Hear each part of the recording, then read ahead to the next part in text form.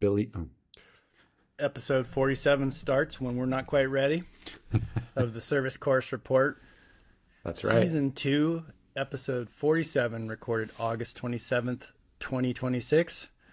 We won't have a podcast the week of Labor Day, but we'll hopefully join you next week. We're on Spotify for video, YouTube. You can listen to us on Apple Podcasts and Amazon. You can read on Substack. And you can also find our podcasts listed on Substack and YouTube. Some people subscribe to their podcasts in different places, so those are two places you can find it. If you want to know who we are, listen to episode 1. We're sponsored by Laser Sports Helmets and Chris Smith for their kind support of our podcast and our very first sponsor. And we have a question of the week. Chaos, you want to kick that off? My question of the week, and of course you had to watch the World Cup last weekend in Ligier when Adrien Boichis rode away from Mathieu van der Poel. But it was interesting watching that because Boichis only, maybe he's 21. And my thought was his win over van der Poel at Ligier, dominant. Like he rode away from one of the best riders in the world. Was it a signal that the new generation of XCO riders are fully in charge because he's been winning a lot? Or was it just van der Poel taking a shot across the bow, like watch out next weekend, and which is this week actually, right in Val di Sole, that he's on track to finally get that rainbow jersey? And then subtext is Pidcock's supposed to be racing too, so that'll throw a little spanner in the works. But it's like, are we seeing it? I think I touched on it a little bit last week, you can't just be a retired World Tour pro and jump into gravel and start winning like maybe you could a few years ago. And are we seeing that now in XCO World Cup? Any thoughts? I think Van der Poel's improved a little bit. He's had some pretty rough comebacks to mountain bike racing, but this wasn't a horrible showing for him. His frame size looks too small, and I wish he would ride a dropper. We all talk about that. His frame's too small. Yeah. There, I said it. He did ride a dropper in the XCO, okay. But he didn't ride one in the XCC. Is what I saw. Yeah. He looked to me a bit more fluid in the XCO than the XCC. And I don't know what the time is on those races, but they're about the length of a World Cup cyclocross race, I think, right? Time-wise, like an hour plus. Yeah. So I think it's a little bit more there than the all out. I don't know. I think it was just super exciting, and it seems like there is kind of this, I don't know, a changing of the guard. All the top racers were still there, and those guys they finished separately, first and second. So, what do we know about this young kid? When the announcer calls out his name, I always have it spelled differently, and then now when I see it I have a hard time with his name. Boichis. He's French. Boichis. We all took Spanish in high school, right? We grew up in Santa Barbara, so I think the kids that we didn't hang out with generally took French, right? So that's true. Yeah, Boichis. I think I've been watching enough. So I've done a little research on him. He did come through the Trinity race program, which is the official, unofficial, specialized off-road feeder team. And he also does have a road contract with Red Bull Bora Hansgrohe. So he's, sounds like he's poised to shift to that world tour, I'm guessing, after LA 2028. But just very impressive. He rode away in the saddle, power in a huge gear. It's like watching him ride is like, it's kind of like watching Pogačar when he attacks, right? All he does is just pedal faster. Right. So, as far as what do we know? I know that he's won both an XCO and XCC this year already. He was racing on home soil last weekend in Ligier. So, I'm gonna look up how old is Luca Martin. So, I mean, I think it's going to be. I'm definitely focusing on the men's stuff here because that was the one that kind of came to my attention. It seems like with the women, it's been bouncing around between Sina Fry and Jenny Rizveds and Laura Steger. But anyway, or is Pidcock just going to be the spoiler and ride away? Who knows? Should be. That would be impressive if Pidcock could do that. All right, here he is. Luc Martin, France Poise Prodigy, reigning U23 world champion. To have his actual age is this old. Sometimes, it's hard to tell. So, it depends on what type of age you're talking about. If it's under 25, I think it might be in a place where just new rounds of athletes are coming in. In cross country, there's a couple other younger riders out there. I mean, there are people who've been doing it for a while, but I think it was we were talking about with road cycling too. I think, that there's a lot of new training methods that have now been out for a while. Polarized training, people are really understanding it, obviously different rest to work cycles. And I think we're seeing a lot of athletes that are now just, pro, early years in elite that are just like in road cycling, and mountain biking that are achieving earlier.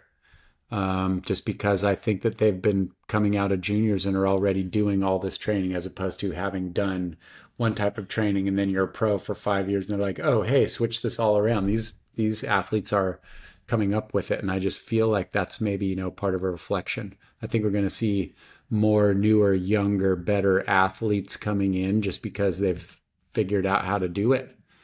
They're not racing the guys for 30 days of racing before the tour or something, a bunch of small early season stage races and going to France when it's raining and getting sick or doing any of that. They've definitely got something else figured out. So I think that whether this ride signifies, it sounds like Van der Poel's hanging on and we'll see. But I think that in general, I do believe the shift is coming in just that the newer crowd is just, the younger crowd, they're better. They've been doing it all for longer. Yeah, I guess the only other thing I would add on that one, on our question of the week, is that I have not been able to find one, like a photo, and photos generally are way more interesting to me than video, unless it's like candid video, that Van der Poel doesn't have, a look on his face of dissatisfaction with that second place. Like normally he seems like a very gracious person, whether he's winning or he's, somewhere else on the podium, but he kind of just looked a little bit frustrated, or like Seinfeld, like Newman, Now I haven't got a chance to watch that race. I made it through the downhill. Was he getting beat on any of the technical stuff, or was it just flat out? I mean, was he holding his own on the descents and stuff with Boichis? Is that how you pronounce it? It looked like he was, but Boichis actually got his gap on the last hard climb, and then they stayed pretty even on the technical stuff and down. So, and I'm only speaking from watching an extended highlight reel, so I haven't actually sat and watched the entire race from start to finish, which can tell a lot more, and they have so many great camera angles.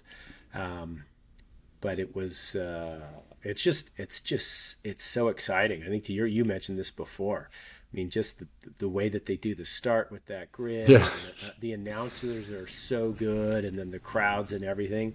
Like, if you're a fan of racing and bike racing, and then we probably have a lot of people that are like, that are roadies or gravel people, like, watch the mountain bike racing. It's just racing, pure and simple at that. I think, so exciting. I think if you just even liked watching people compete, or, it's just such a good show. Like, I say that now when I go to Supercrosses, and I think if I just drove in and just sat down with my kids and just watched the night show, didn't do the pits or anything, it is an awesome show. You're entertained the whole time. I feel that way with cross country. I mean, downhill too is great, but just what they've done to cross country is, it's fun. It's really fun to watch. I enjoy it. I'm licking my chops. Yeah, I've been trying to buy Olympic tickets because I think that would be the best Olympic sport to watch in person. Any luck yet? No, like I've been in 2 rounds of Olympic tickets, and so far mountain bike hasn't been in there. Maybe they're going to be released later. The pricing looks reasonable, like $28 or something. Oh, really? If you don't want to sit in the grandstands at the finish line. But anyway, I haven't had any luck. Escape Collective's endurance mountain bike expert for the XCO has Rizved and Boichis as 5-star favorites. The 4-star favorites are Sevilla Blanc. She's from the United States, right? Yeah. Martina Berta, Tom Pidcock, and Vanderpool as the 4-star favorites. In the short track, it's kind of the same. They have Vanderpool listed in short track, but he's not. He's dropped out of the short track. Well, I can jump down a little bit here because we have results today from the short track at the World. So, short track results for the women: Laura Steger beat nice Richards in a sprint. So, Austria, Evie Richards was second. Sina Fry, Swiss rider who's a European champion that races also for Specialized Off-Road, was third. Jenny Rizveds was fourth, and Nicole Keller was fifth. Keller was fifth at 2 seconds. So it was either I think it was a 4-rider sprint, they said, because the first 2 were on the same time, the second 2 are at 1 second. The third rider, maybe Kohler, was not quite in it. For the men, Boichis won in a sprint, same time as Charlie Aldridge. And then Luca Martin was third, back 2 seconds. Bjorn Riley from the U.S. was fourth at 3 seconds. And then Tobias Lilland was fifth. He was 6 seconds back. So those both sound like they were exciting sprint finishes in the short track. 20 and a half minute race for the men, 20 minute and 50 seconds for the women. So it's all out. Go, go, go. Charlie Aldridge. I'm trying to look up how old Charlie Aldridge, because he was one of the other names that I was thinking of when I was thinking of this younger generation of riders. He's been out for a bit. It said he was junior, is that right? Junior world champion. Oh, he's 25 years old. So if we're talking 25 or under, if you're talking 22 or under, depending on, but yeah. Watch the World. Looks exciting. Yeah, and nice. As a side note, in the team relay, mixed team relay, USA got a bronze medal. Yeah. Nice. So, yeah. And if you want to watch it, it's very available to you on YouTube. You don't need any special account or something. Mountain bike racing is very available on YouTube. UCI and has done that part right. Yes. Awesome. All right. That's our question of the week. Anyone have a free lap for episode 47? I have a free lap from my amateur last week when I railed on the Lifetime Grand Prix for that initial recap show, I'll call it, that came out that looked like it was a chopped up AI thing. Within a couple of days, they did produce separate men's and women's recaps, which they've done for all their events in the Grand Prix so far, called On the Attack. And they were very well produced shorts, both of them a little bit over 15 minutes, that included not only race footage, but also interviews with the riders that were at the pointy end of the race. So I thought that was pretty good. My only argument or problem with it is that it was, and it's their choice to do it, but it was very self-serving for the Grand Prix, that the only riders they interviewed were riders that were in the Grand Prix, even though there were riders battling it out that were not part of the Grand Prix. Right. And John Gaston being one of them, who was in that final 4-rider selection, before Matt Wilson attacked and Keegan Swenson went with him, and they didn't mention him at all. So, which I thought was, was unfortunate, but it's their choice. But it was a much better, well produced. So good on them for getting their team out there and putting that out. For a 6-hour race for the women and less than that for men, to put something that's fairly comprehensive into just over 15 minutes. It gave you a good idea of it. So nice. Nice. Sorry for railing on your lifetime, but still there's a little rail in there. But well, don't apologize. Maybe they heard the pod and they're like, oh no, based on the reach of the Service Course Report podcast, we need to act fast here. We need to produce. See, that I'm thinking that's what it is. That's it. All right. So if any of you lifetime people out there, higher ups or closet listeners, shoot us a line or don't. So Nirvana, no apologies. All right. Never complain, never explain. Isn't that the one, Yes. you do? No, All right. I tour myself. So DS, you're still not riding, and probably not riding in the future, although your surgeon said you could pedal a stroke. He said that, so I went in, I had a checkup, and I need to get a little bit more range of motion before I go into surgery. And he's like, well, hey, you can ride your bike, whatever you need to do to get it through. And I'm thinking to myself, oh, I was on the 5Dev website. I was looking up how short of cranks they make. I had this whole plan, because the bummer is once you get an ACL repair, because of, I can't remember when I explained this in a recent one, because the ACL stabilizes your lower leg from essentially pulling forward. When you pedal and pull back the bottom of the pedal stroke, it kind of does, on a minimal amount, the same pull. And you don't want to do that because it can stress the graft. So once I have the surgery, the short cranks won't be as much of a deal, because by the time the graft is strong, I will already be range of motion enough to ride a bike. You know what I mean? Where's the graft coming from? I'm going to do an allograft, which is like you use somebody else's donor tissue. My first one, I used my own hamstring. There's a couple different ways that you can go, but this one I'm going to do that. It's interesting on the science. They say that after a year, your body completely replaces the other tissue with your tissue. Like when they've gone back in and checked people, that it actually replaces it. But when you have to clip your own body parts, then there's a cost for that as well. And especially on mine, just for a variety of reasons. So I'm going to go for that. But, my main thing is I need to get more range of motion. Physical therapy, they said I was good, but the surgeon actually had said that I need to get a little bit more range. So that's what I'm working on right now. So I'm doing all my heel slides and everything, and it's coming around every day. And so, hopefully, in a couple of weeks, hopefully I'll be in there and getting it tuned up. And if I have to push it out a week or something, maybe until my range gets there. My surgeon's, very detailed, and I understand if you don't have good range of motion before you go in for surgery, then when you come out, you can have problems. Things can be stiffened up and stuff. So, so that's where I'm at. So I'm tapping away on it, and all good. Cass, you do any interesting riding? Sorry, I was on mute there. Had to raise my desk up. Interesting, yeah. I mean, playing, got out last weekend, both days, on Saturday and Sunday.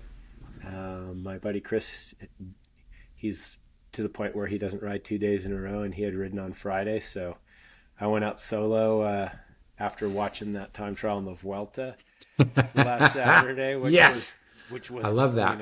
Damn exciting. And then did a bigger ride, 4 hours on Sunday. Both of those are great. I've been mixing that with those indoor classes I teach.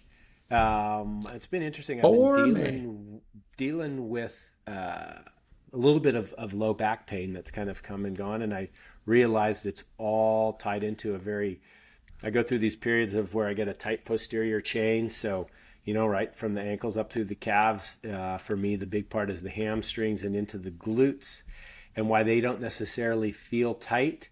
It focuses on my low back, and I get I've had acute pain and then some more dull pain. So as I've realized that and noticed the signs that are coming on to continue to enjoy riding my bike, I've been doing a lot of trigger point work, and I have a set of spheres from a golf ball to a lacrosse ball to a hardball baseball to a softball baseball, and depending on what part of my posterior chain I need to get into, I'll use those different size ones and get in there and then do some stretching. And it's been pretty amazing. I mean, I had two different instances last week where I felt like I was kind of going to be, crippled from that back for a little bit. And I did that stretching. And then my last one is I oftentimes will lay flat on my back and make sure that I have a neutral spine so that my back is really pressed into the ground, and put my legs up at 90 on a chair or the couch or whatever,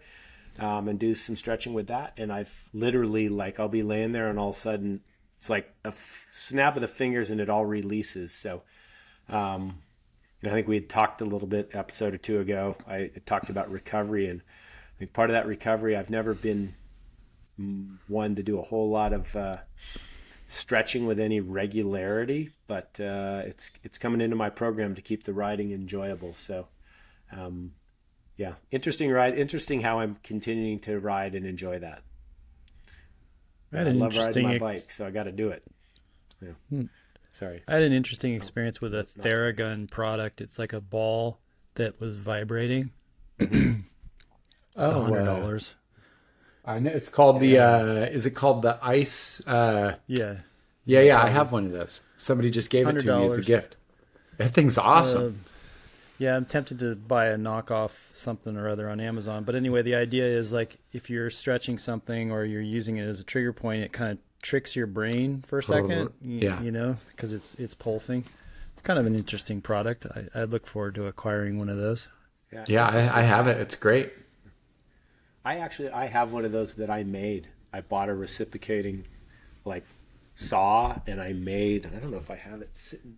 Oh yeah, hang on. I'm going to grab mine here for just a second. We'll walk. Check that thing out. Oh yeah. I don't know if it's focusing with my virtual background, but wow. Yeah, so I actually made one, and that's I did put a lacrosse ball on the end. I made my own fixtures, so I'll have to start using this. I think I bought this thing online for probably like $35, and then check out this bad boy, KS. Yeah. This is the orb right here. Yeah. So that's, probably about 4 inches in diameter. And so you can, it's called the hyper ice.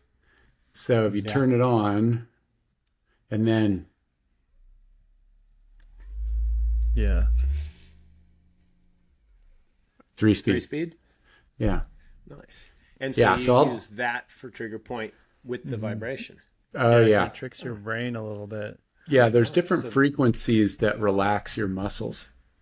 Yeah, this thing is it's top notch. Taking notes right now.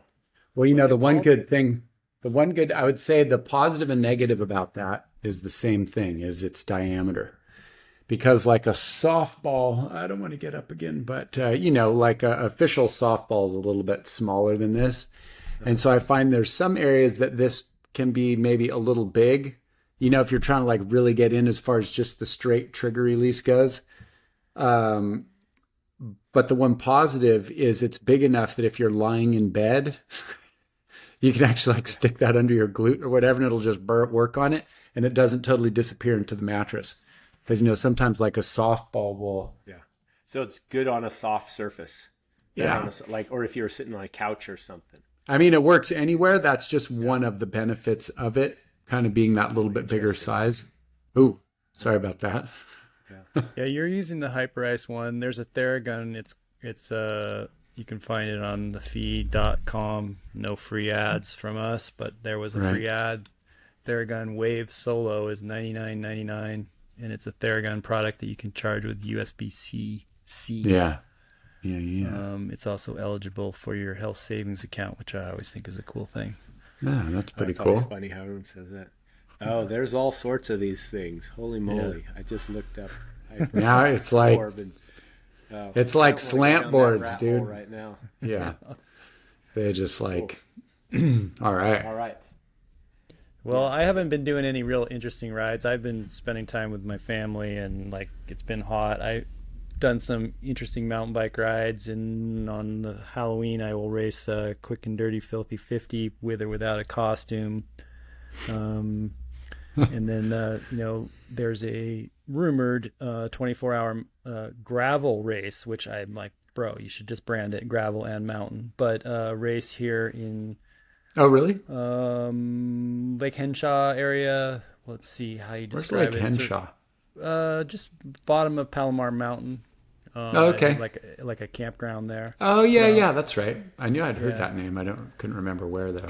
Put on by Paul Dunlap of Gravel and Wine in Wrench House. He's going to do a 24-hour race. I hope it really sticks and takes off. He's trying to brand it as a gravel race. I think it should be any bike. You're just doing laps, right? As many laps as you can complete. Do they have like team also? Do they have solo, one person or two person, four person, something like that? Yeah. It's early November, so I'm hoping that comes to fruition. Kind of like old Puebla style. Rave campground. I kind of say I've always wanted to do not a solo 24-hour, but I think a team one would be fun to do because you just got to like figure out laps and sleep and stuff like that. You know what I mean? I think it'd be plus just the camaraderie of it too. Have a good pit, have it be a fun hangout. You get to go all the way around the dial. I think that'd be cool. Yeah. So I think I've got a couple of takers. I only will participate in a 4-man team. Exactly. Is there an 8-man team? Is there a 24-man team? That's only 6 Everybody hours doesn't. if it's even, right? Yeah, exactly. 6 hours of riding if you do it equally spread out with, sleep and stuff. So I think it would be fun just to say, do you do, depending on what the lap is, right? Let's just say it's a 30-minute lap. Do you just do 30, 30, 30, 30, and everybody's going like max? Do you do an hour? Do you do 3 laps? I think that's kind of the fun part, trying to figure that out. Yeah, you can find it on Instagram under Gravel and Wine. Sometimes he spells wine, WHINE. Sometimes he spells it wine, like wine you drink. That shows he's a true bike promoter if he's spelling it WHINE. Yeah. And there's a bike reg, and so you can sign up. I have yet to get 4 friends that'll commit. Everyone says they'll come out and cheer, but... What's the exact date? Well, that's a valid question. I want to say November 7th and 8th. What would be fun to do would be, it's too bad obviously that I won't be able to do it. I would crew. Get down there. Jonah would probably do it. Yeah, well, we might need all these people, including you. 24-hour camp at Mataguay. I don't know how to say it. That's like maybe where people went for their 6th grade camp. Camp Lore. Yeah, that kind of thing. Friday, November 6th through Sunday, November 8th. They're calling it Santa Isabel, California. It's a little northeast of Santa Isabel. Mm-hmm. Bottom of Palomar Mountain on your way out. You said the 6th through the 8th? Correct. You got solo for $200, or you can do your 4-man team or a 2-man team, gender diverse, co-ed, male, all these different categories, and needs support because I worry sometimes that these ideas get floated on the 24-hour races, and sometimes it just never happens. But yeah, it doesn't happen. They need to get people to. You need to make it fun for people to come out. You need to make it fun for the people supporting the people who are racing. Like, that's what I'm saying, dude. I would totally come down. If you 2 guys were doing it or whatever, you had a team of friends, I would come down and crew. That's fun. I had fun crewing for Jonah when he did the OCR, especially when you show up and you got your game, which, as you guys remember, the cordless compressor was like the level jumper out there for people to blow when the ladies next to me doing crew for their either boyfriends or husband, and they saw me whip out and saw the compressor, and they were just like, what? Because, you come running out of the sand, you can blow your feet off and trade it out. He's capping it at 250 riders. I think there's some kind of cowboy chuck dinner. Paul wears his cowboy hat and acts like he's a cowboy. We love you, Paul. We know you probably listen to every episode of our podcast, so maybe I'm being a little hard on you. But anyway, you get 2 nights of camping for that price. You get a chuck dinner on Friday night. Don't know what happens the other time you're eating. And then, it's a 10-mile lap. Oh, yeah. A smooth 10-mile loop, and I think that's why it's billed as a 24-hour gravel race. Right, because it's more smooth, yeah. That's pretty cool. I mean, you figure at 20 miles an hour, right? That takes you half an hour, and people probably won't be averaging 20, most of them. So then it's maybe, depending on the terrain, 30 to 40 minute loop, something like that. That seems pretty good. Yeah. Stack them up. So so the good news is I'm already planning on being right down there with you that weekend. And the bad news is because it's Pickleball National Championships and Robin's playing. Pickleball Nats, dude. Pickleball Nats. It's like Road Nationals, That's Pickleball Nationals. Actually, pickleball is more like Masters Criterium Nationals, I would say. So, I'm maybe Masters track racing. Well, you can just come and ride at night. That's the probably the stint that no one really wants. But yeah. There you go. So you're really going to be down there? You guys are probably flying down though, right? Going all that way? Or does Rofa have like a special pickleball kit that she's got to like set up? And yeah, it's called. She got the carbon paddles. Everything. No, I think everybody has carbon paddles. I mean, since pickleball started so much later, everything's carbon. There was no steel, no aluminum, no toe clips, no down tubes. So then, in order to support her, are you finding the same Pantone of light purple that Sky used in their bus and instantly like doing the interior of Das Sprinter with that so she can like get in there and chill out, have her marginal gains for pickleball? I was thinking maybe of firing my grill up out in the parking lot. That sounds good. That's about it. Yeah. Where is it? Del Mar Fairgrounds, or where is it? It's down in San Diego proper somewhere. I don't know exactly where, but I'll let you know. Because I was figuring at least I could hang out with you, but now maybe I have to figure out how to do a 24-hour race with you. Dude, I can ask Jonah, although he is going to be like he graduates in December with his computer science degree. He's going to Cal State Channel Islands down there to finish it up. So we'll see how deep in the shag he is by the time that comes around. We'll figure it out. But I do know that I have one teammate, and that's Todd Adelson. We talked him into going to Bovine Classic from all the way from Colorado last year. So he's a good. He'll sign himself up for anything. But his brother has declined, and all of his friends have declined. So there's a little bit of a search for riders 3 and 4. Mm-hmm. Yeah. Well, KS, if you're down there, Yeah, maybe so. That'd be awesome. All right, so we've had quite a bit of racing. Lots of racing going on. We've had the Vuelta. Anybody watching that? Everybody's watching that. At least us 3. And what did you think? Yeah.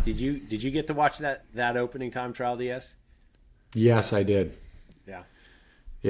Yeah. I think we were talking about, I can't remember if we were, but just like, that was, I love it was perfect for starting in Monaco. In the palace, all bougie, just like hanging out inside, then roll out and down. And it's a show. It's good. It's good to have shows in cycling. We like it.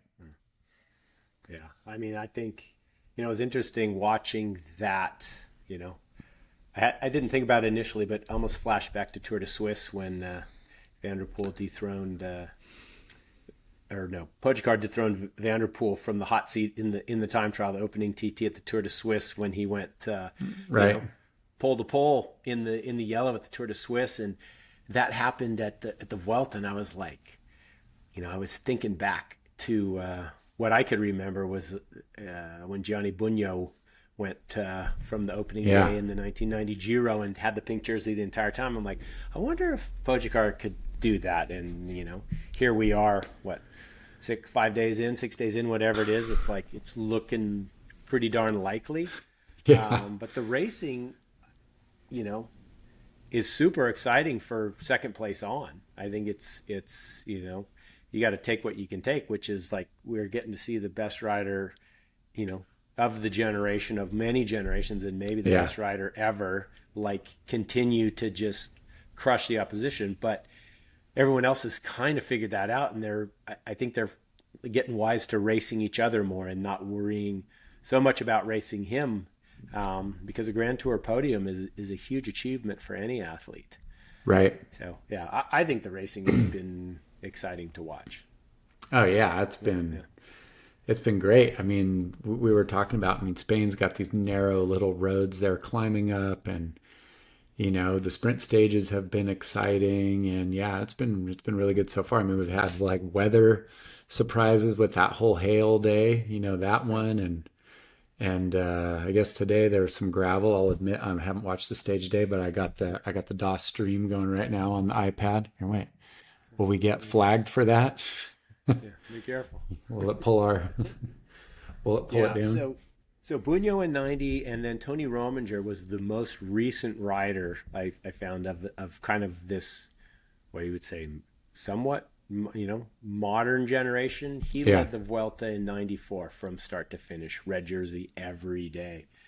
And then I got curious. I couldn't remember of anybody doing that in the Tour.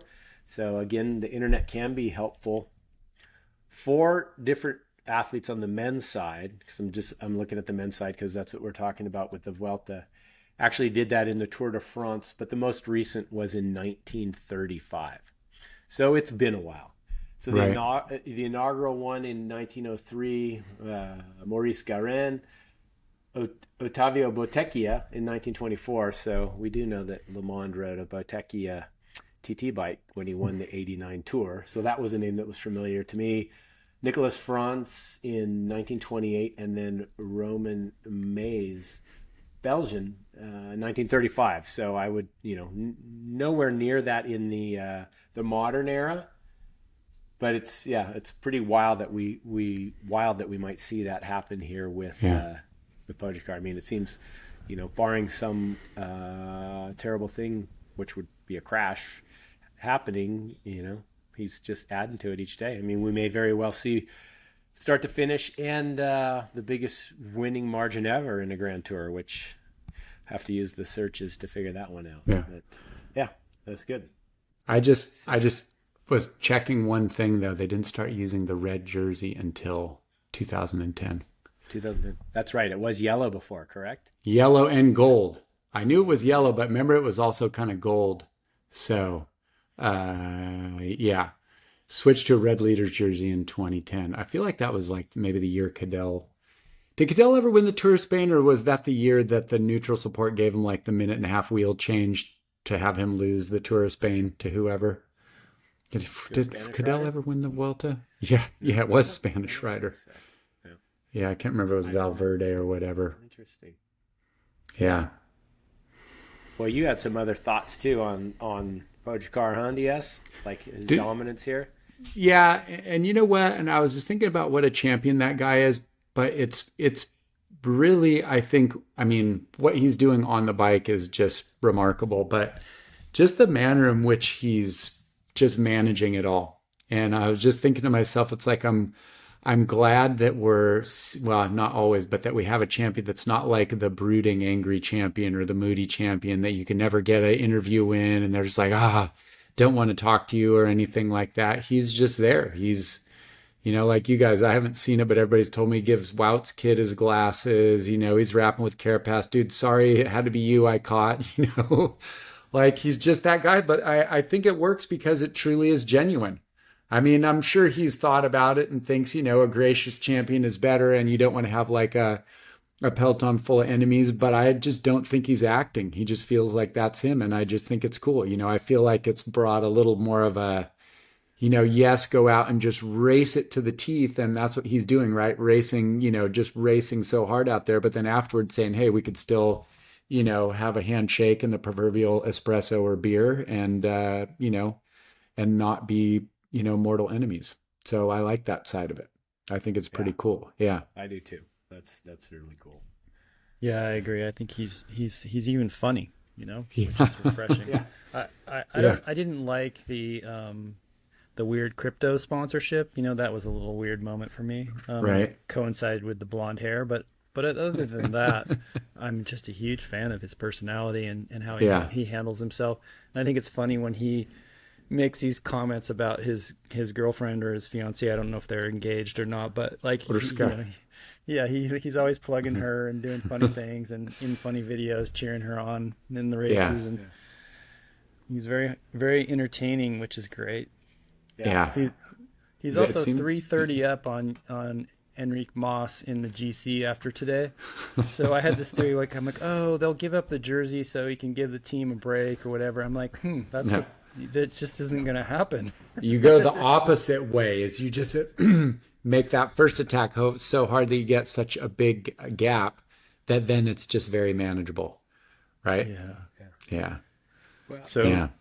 I'd say the Vuelta is kind of interesting too because the climbs are so difficult, right? Like that raid he went on the other day was the longest solo ever in a Grand Tour, I believe. It was like over Oh, really? 50K. So a little bit shorter stages in the Vuelta, say, than the Tour. And him going earlier is giving his team a little, because they're not having to ride as hard for as long. So that cumulative fatigue, might take a little longer to set in.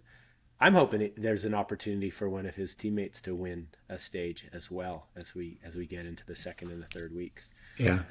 So we'll see. That would be probably funny. Jay Vine will be, or Pablo Torres will be your potential stage winners maybe. That would be funny if Tade, the team's like, hey, dude, we've been flogging on the front all week and everything, getting tired. It's like, guys, I'll tack along today. You guys can sit on. Nice, dude. Today's got a full dirt climb in it.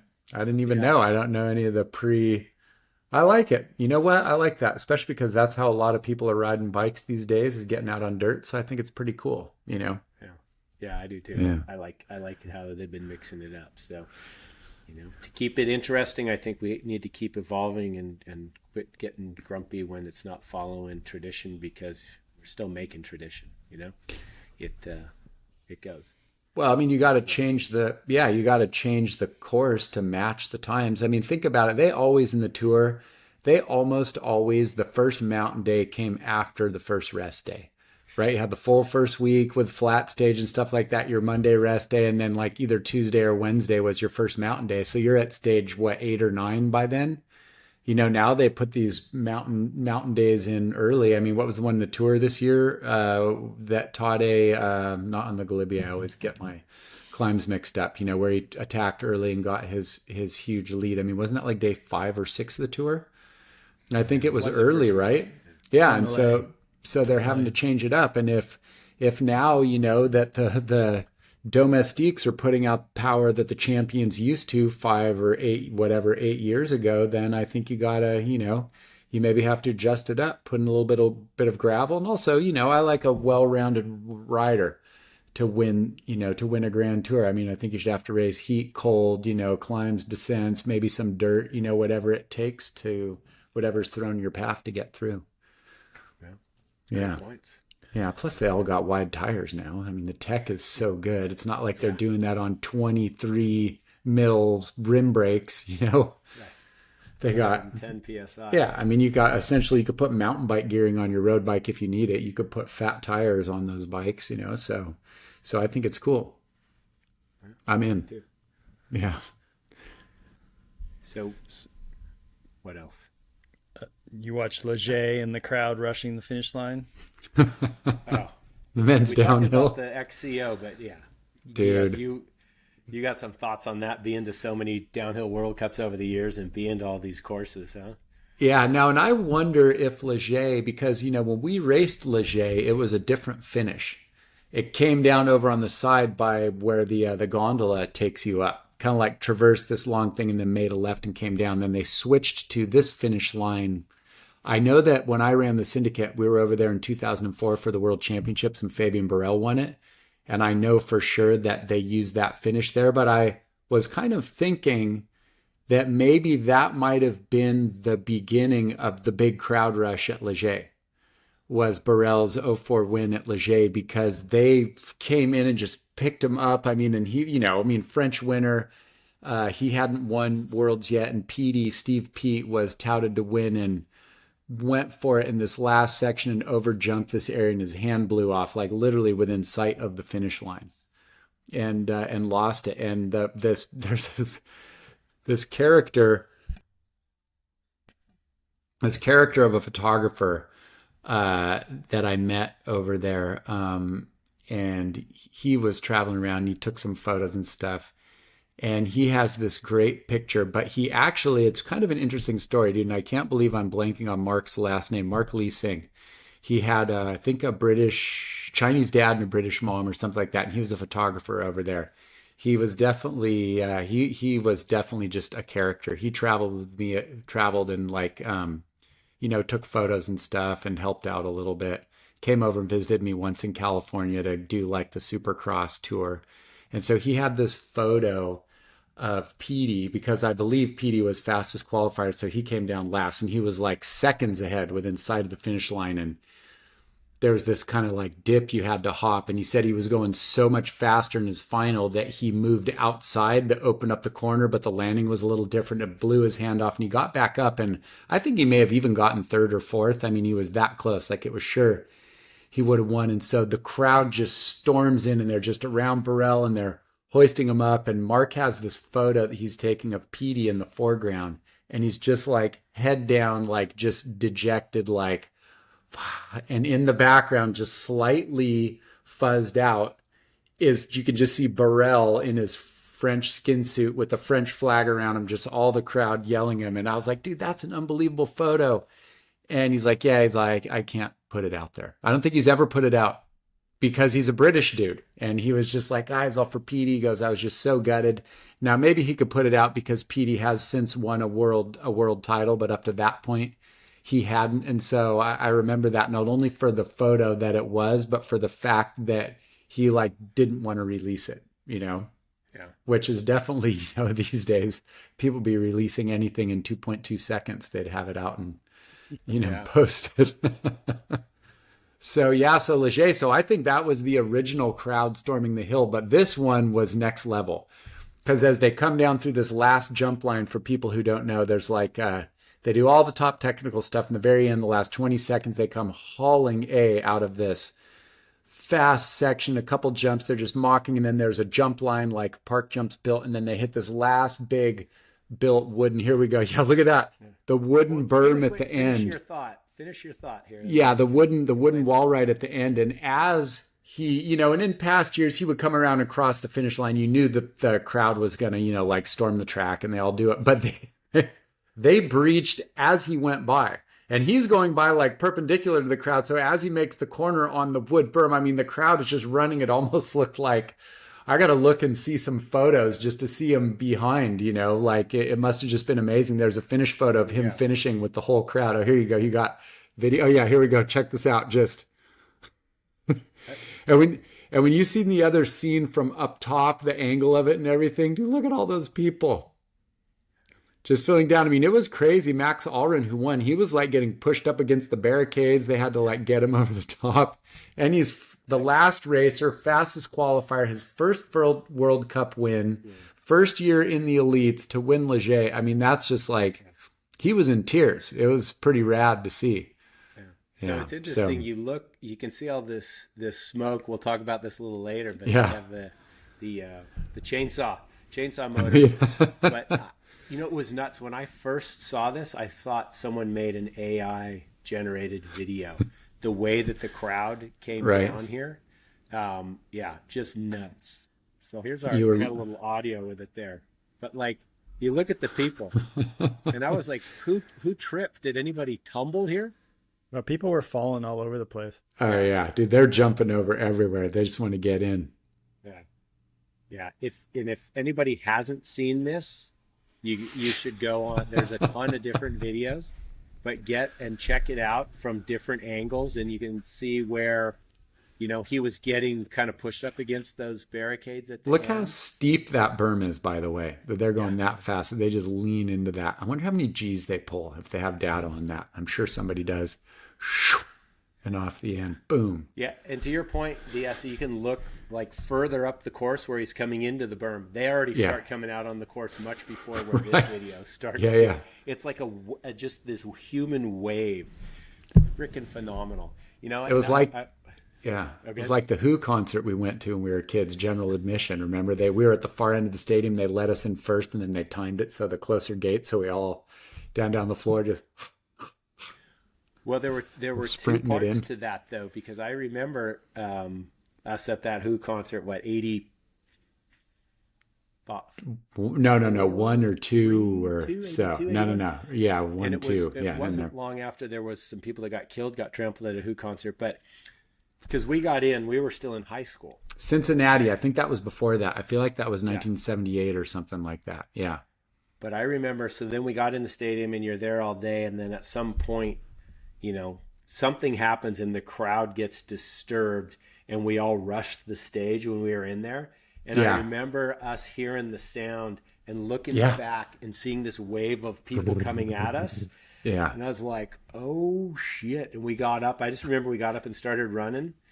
And if I remember correctly, you got tripped up and basically like I did a forward summer, and landed on your feet and kept running. You could have got trampled as well. Yeah. So, yeah. Dude, and then remember that it was packed in so tight. Like that was actually kind of scary. They were packed in so tight, like pushing that. I was actually at one point I was leaned over so far. I was at like probably like 40 degrees. I'm like, if those people on that side of me open up, I'm just like going to go to the ground and be mashed. But you couldn't. You were just like packed in. And then I'm coming up, and I was, a much smaller DS back then. I hadn't quite hit my full growth stride, And so I was small, and I just remember I was having such a hard time breathing. And I was using our childhood tactics of giving the noogies, with the knuckle. And my arms were up here by my chest, and the dude in front of me, I'd take my knuckle and stick it right in the middle of his back. And he's like, ah, and he would like arch forward, and I'd be all, and then I'd get squished in again, and then have to hold my breath. And I was running through the nuggie cycle there for a while. And finally, that was actually right. That was way earlier. And I do remember what happened that was like 2 hours before T-Bone Burnett came on, who opened for the Clash, who opened for the Who. And what it was somebody, one of the roadies, came out and they were walking by the stage and they bumped a cymbal. And people just thought, they probably all faded out in the sun and doing whatever. And somebody hit a cymbal. Yeah. And we were laying there. And I remember I was laying on my back. We were in the sun, kind of had an area. We heard the rumble. And I just like looked back on the ground and I just saw people coming. And we were like, yeah, oh shit. And got up and got pushed and somersaulted forward, and then kept going. Yeah, the Who. That was a great show, though. Because you didn't go to the Stones show the year before, no. Did you? Nope, I didn't go to the Stones. I was like, oh, well, we did this at the Stones. Now we got front. I was like front row at the Rolling Stones when I was 16, in front of 90,000 people at the LA Coliseum. I was like, oh, well, I'm going to do the same thing for the Who. And if I remember correctly, I think we ended up going up into the stadium, and we sat just to take a break for a while. To take a break, yeah, because it was too much, because it was what they called festival seating. Yeah, dude, it was close to 100,000 so gnarly. people, and there's no reserved seating. It's just I just remember I went up because I had like a cut on my knee, and we went to use the bathroom or something like that. And then I was like, all right, I came down and sat in the crowd. And then that was T-Bone Burnett ended. And then the Clash came on. And I'll never forget, the Clash starts playing. And I was just like, yeah, like watching.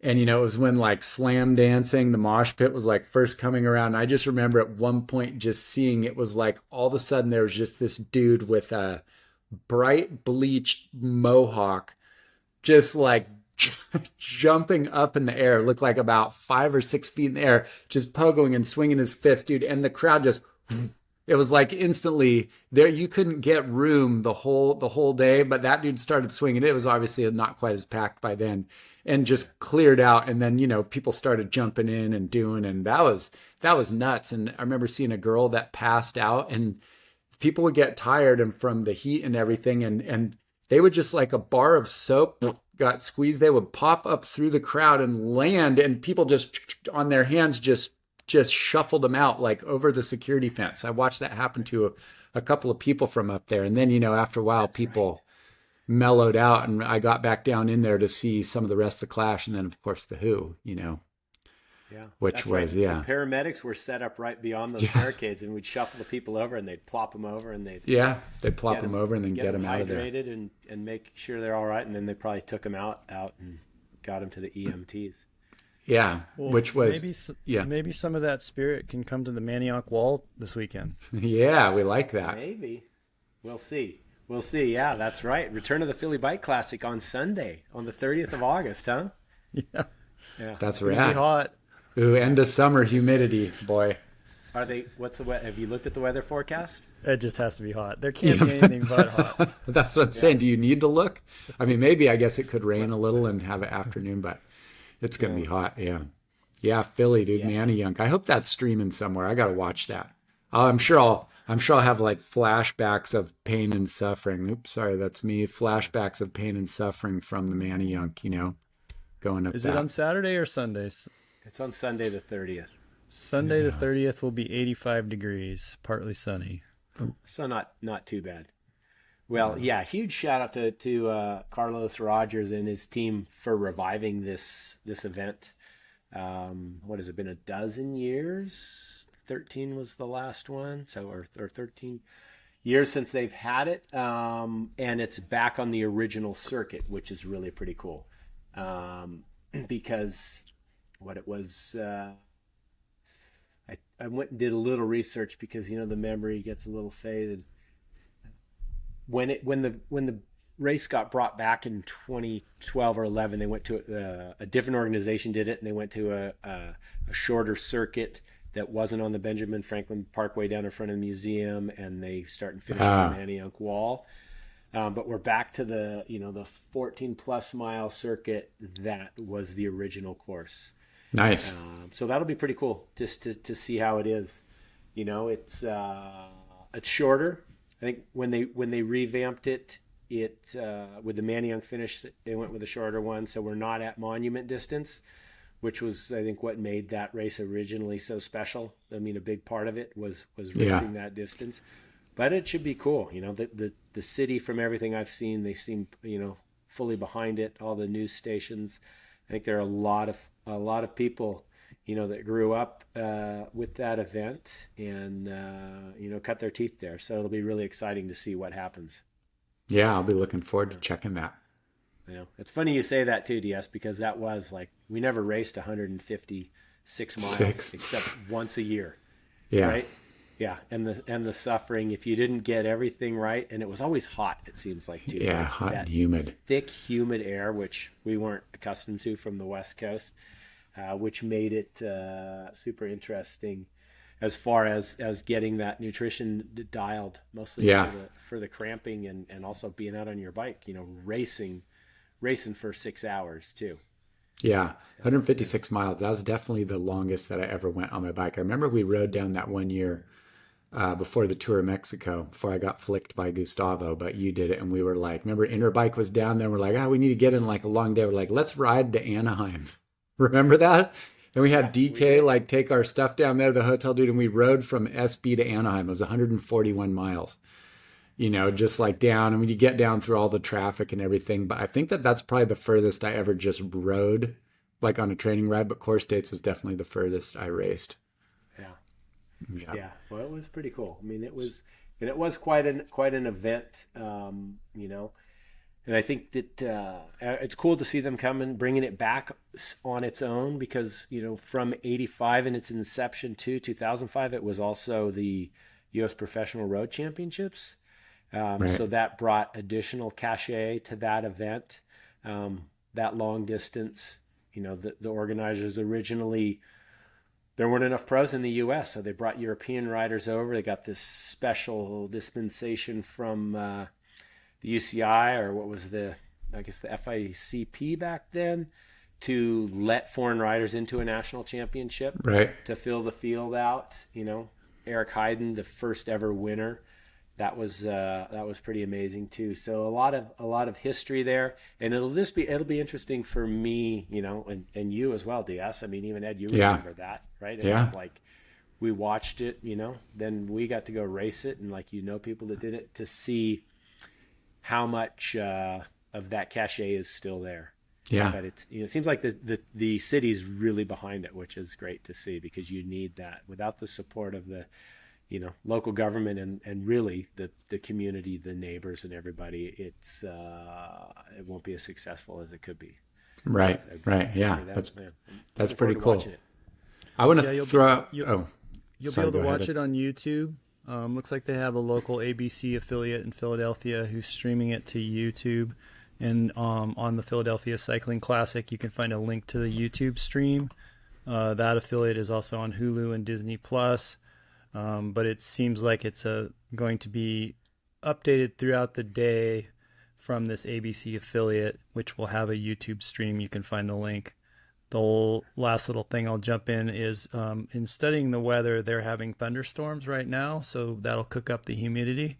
So come the weekend, it's supposed to be 88 degrees with an 11% chance of rain for Sunday, and rain the next day, and even hotter at 91 on Monday. So I think it's going to be hot and humid.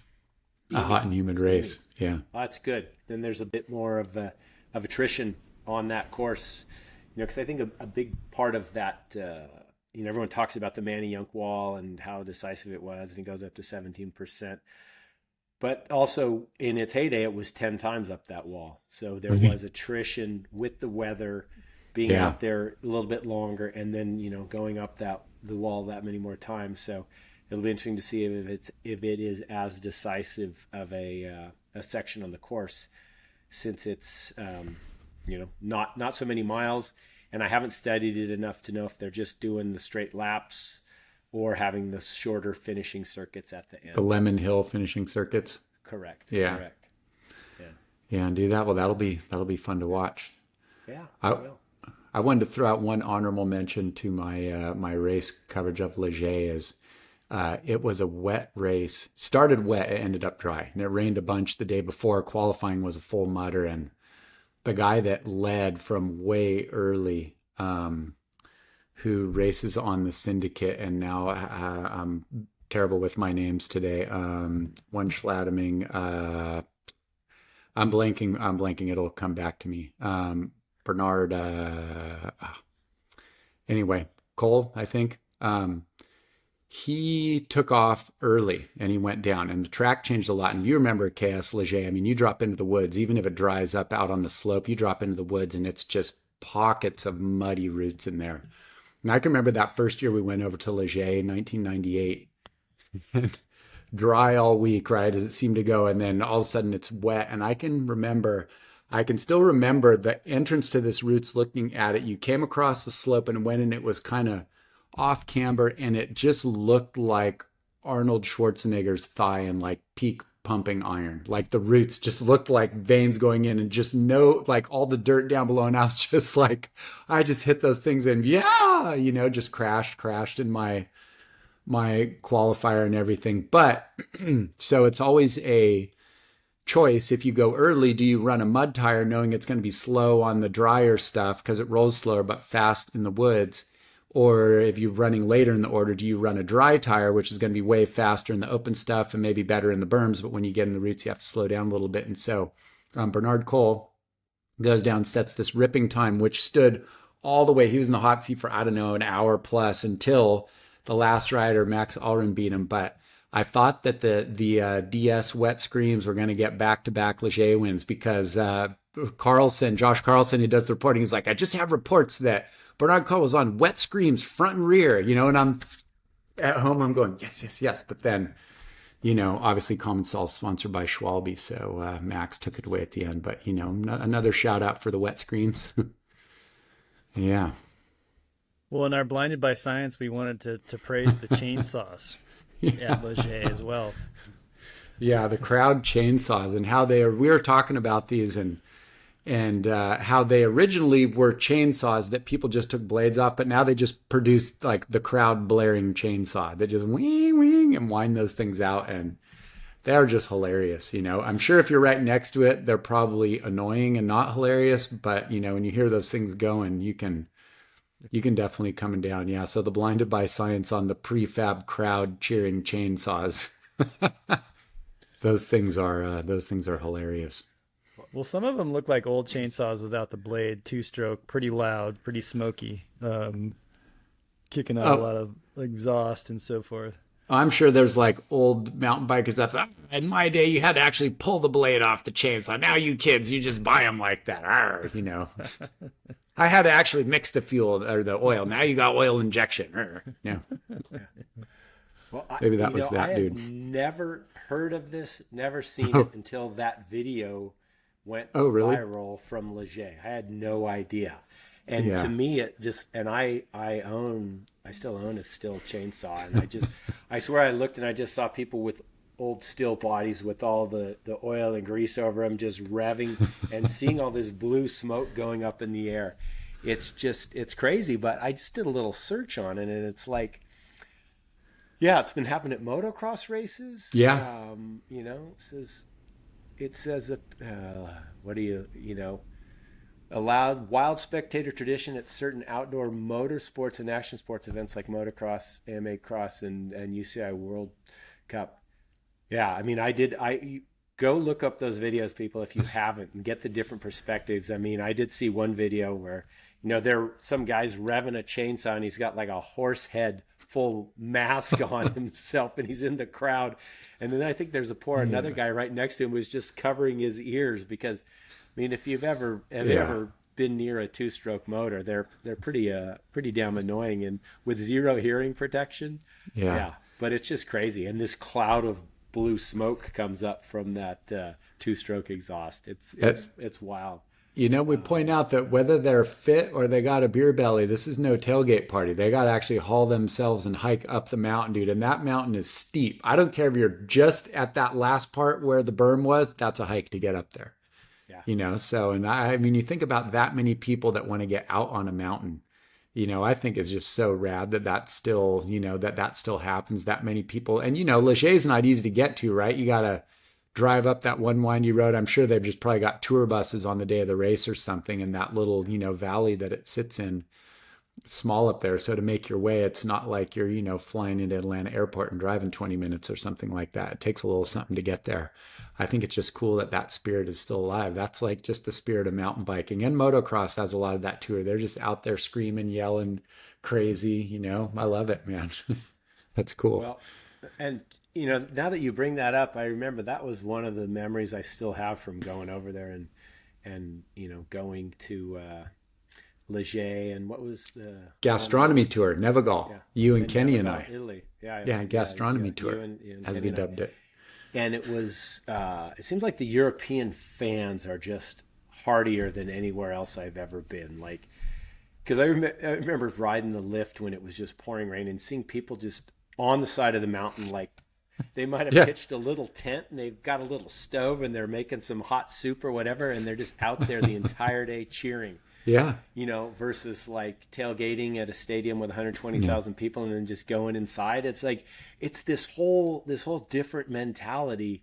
It's an adventure. They're like not there to watch the race. They're there to be a part of the race as a spectator, but they definitely realize that they are a part of it. They're not just sitting there and watching it happen. They're like cheering louder, screaming louder. I would say, Europe, I mean, they're nuts over there, but I would give a pretty strong, hard nod to the Pacific Northwest. The one year we had we did like Spokane and stuff, but we had the World Cup that one year at, I think it was Crystal Mountain? No, Snoqualmie Pass was a World Cup. I think that was in 98 that year. And I could just remember going up on the lift for the semifinal run. And, they would at the World Cups, a lot of them, they would just let spectators ride up for free, or you could buy like a $5 pass so people could go up and then walk down. So you had spectators, layered all through the course. And I could just remember going up for the semifinal run and nobody, had started yet. So there were still people walk down, and I was just shocked at the amount of people walking down the course and just disappearing into the woods. I mean, like lines of people just like walking down. It looked like a pilgrimage or something. I was like, holy crap, man, Northwest is coming out strong here. And you dropped into the trees and it was just like, like yelling, all those people. So they're definitely, I got to give it up, and even though Vermont was probably my favorite course on like the national circuit or even the U.S. circuit, I gotta say, sorry, Vermont, the Snoqualmie fans outdid you guys, because Vermont was pretty strong too, but Washington, they showed up. Well, that's a good point too, because the Pacific Northwest has always had pretty huge cyclocross crowds as well. Yeah. Get out for that stuff, when cross was strong, in the last maybe a dozen years ago, or less than right. that, but it was huge, right? Yeah. I mean, we had tons of UCI level cross races, and the crowds in the Pacific Northwest were always great. So, yeah, big shout out. Yeah. Awesome. Yeah. All right. Well, I think we'll wrap it up today with the good idea files and commend the hotel that was the host in the driving hailstorm to the peloton, as they called it, a day and sought shelter in the hotel. That hotel provided hot tea, towels, entertainment, shelter for the entire peloton. Some riders were out underneath umbrellas and different places out on the course. You know, there was golf ball style hail. And that hotel declined payment from the Vuelta and accepted nice reviews, which are quite entertaining. You can find them on Instagram and go out and read them. Yeah. So they got a lot of 5-star reviews from the riders, including good old Pogačar gave them a review.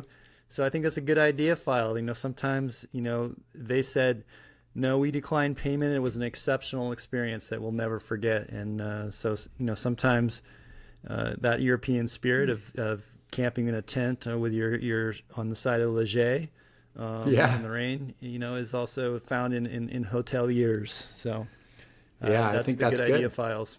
And the hotel then became part of the race, not just a vendor that the Vuelta paid off, right? They were there. They have those stories to tell. I'm sure they'll probably have photos over the years put up, and you know, that was really cool. That's in, you know, the camaraderie of cycling. That part of it is pretty neat. So that is a good idea file right there. Yeah. So that's episode 47. One of the things that I would ask our loyal supporters is, we're at 150 subscribers on YouTube. We need to get to 500 by the end of the year. That's going to be our goal. At 500, we can start to monetize on YouTube and make a little money that would pay for some of the fees involved. So forward it to your friends on YouTube, and let's get to 500 subscribers. And your comments on YouTube really help. We have a lot of loyal friends that are commenting there, and those comments help get to those 500 subscribers. So we're going to focus on that for the end of the year, so we can make a little funds to pay for our costs and go out and see you at events. So thank you for your support, and we'll see you on episode 48. All right. Till next.